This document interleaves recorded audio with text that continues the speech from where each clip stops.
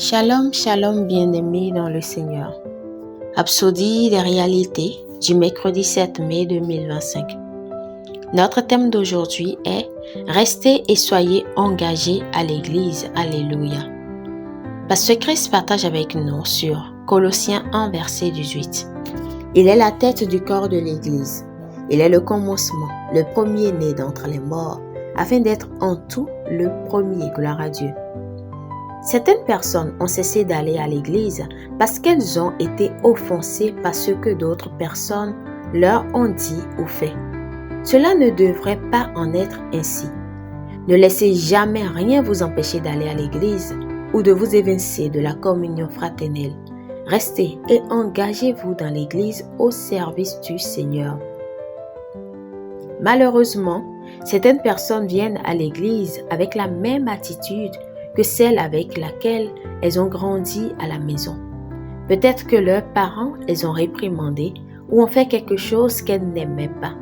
Donc, elles ont quitté la maison et ont décidé de ne jamais y revenir.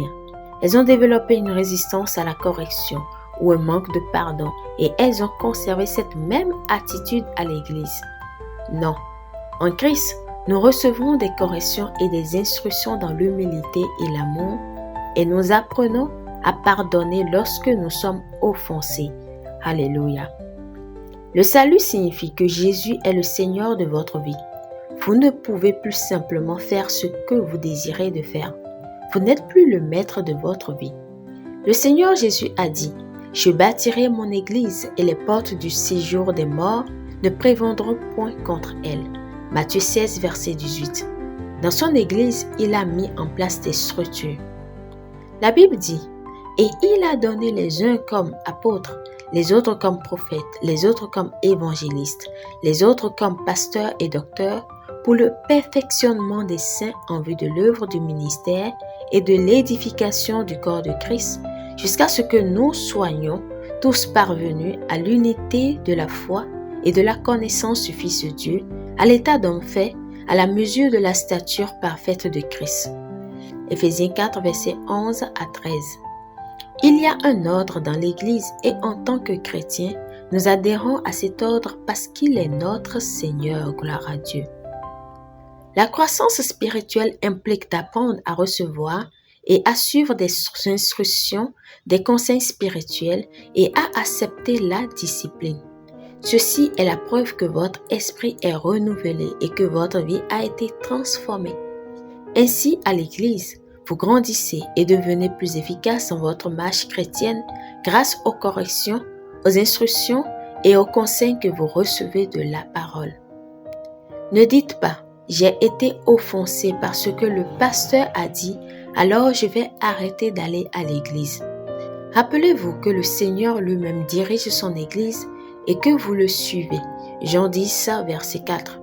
Et une partie de la soumission à sa seigneurie consiste à se soumettre aux structures qu'il a établies dans son Église. Gloire à Dieu. Prière. Cher Seigneur Jésus, merci d'être le Seigneur de ma vie. Je me soumets à ta direction et à l'ordre que tu as établi dans l'Église.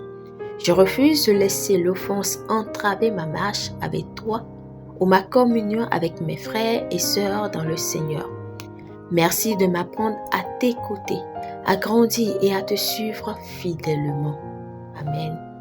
Pour une étude approfondie, nous lisons Hébreux 13, verset 17, Hébreux 10, verset 24 à 25, 2 Timothée 3, verset 16.